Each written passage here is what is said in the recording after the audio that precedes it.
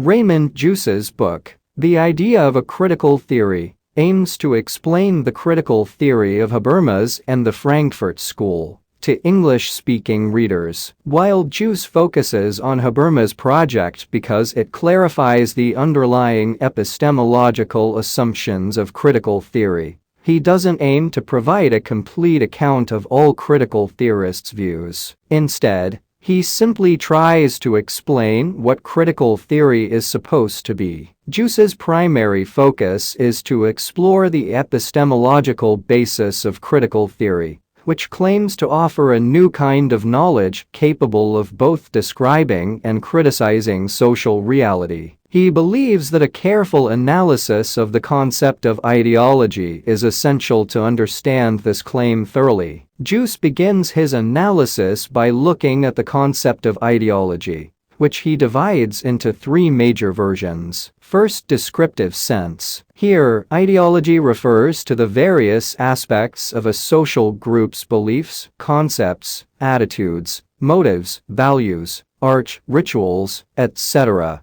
that can be studied for better understanding. Second, positive sense. In this context, ideology represents a set of beliefs that are constructed to help a group satisfy their wants, needs, and true interests. It is deliberately created rather than naturally existing. Third, pejorative sense. Ideology in this sense is used negatively to criticize or dismiss certain beliefs or views as distorted or misleading. Raymond Geuss's distinction between ideology in the descriptive sense and ideology in the positive sense has been criticized by other scholars, like Goldner. Goldner argues that all ideologies are made and constantly evolve through negotiations among competing social groups. Ideologies are modern symbol systems with relatively rational programs for social reconstruction, including critical elements that challenge traditional views based on religion and myth. According to Geuss, the positive sense of ideology refers to a set of beliefs deliberately constructed to fulfill a group's wants, needs, and true interests. Goldner suggests that ideologies like liberalism and socialism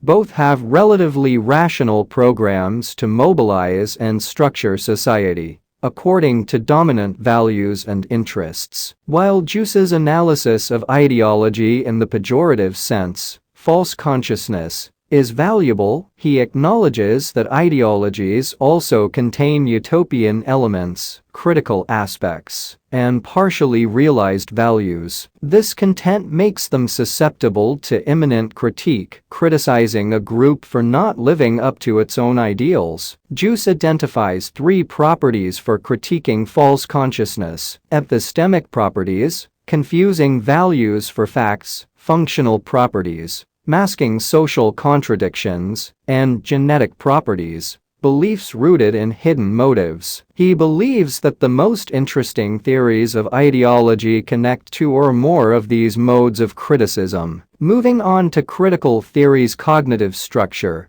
Geuss contrasts it with traditional scientific theories. Critical theory aims for emancipation and enlightenment, while scientific theories seek successful manipulation of the external world. Critical theory is reflective and considers itself part of the object domain it describes, unlike scientific theories, which are more objectifying. For critical theory, self-reflection is a crucial concept, involving dissolving objective illusions, becoming aware of one's own genesis, and bringing determinants of action to consciousness. Critical theory initiates self-reflection processes, making agents aware of their unacceptable form of consciousness, which they can then overcome. The confirmation of critical theory requires the agent's free assent to the theory, accepting it willingly. Raymond Geuss discusses two approaches critical theory can take to justify its epistemic position concerning existing society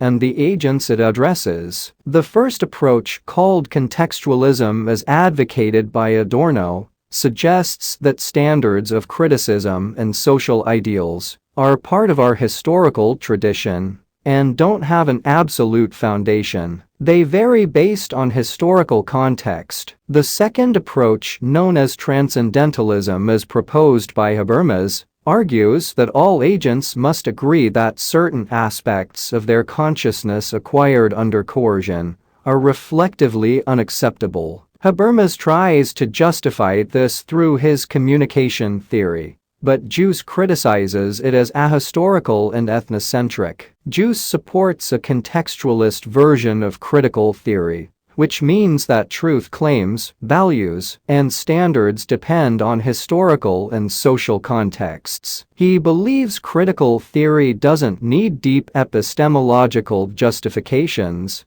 but should be seen as part of social theory or social philosophy. However, some criticisms arise from this view. The contextualist interpretation may lead to relativism, where truth and values are seen as entirely dependent on historical context. Additionally, it may not address the problem of false consciousness adequately, as the critical theorist's stance itself might be distorted by the prevailing consciousness. Geuss leans towards Adorno's contextualism over Habermas' transcendentalism. However, he overlooks Adorno's dialectical approach and finds it odd that he prefers Adorno over Habermas, while rejecting dialectics and universal pragmatics. In simpler terms, Geuss explores two ways critical theory can justify its knowledge and critique of society. One approach sees standards and ideals as historical and varying, while the other tries to find universal justifications. Geuss prefers the contextualist view,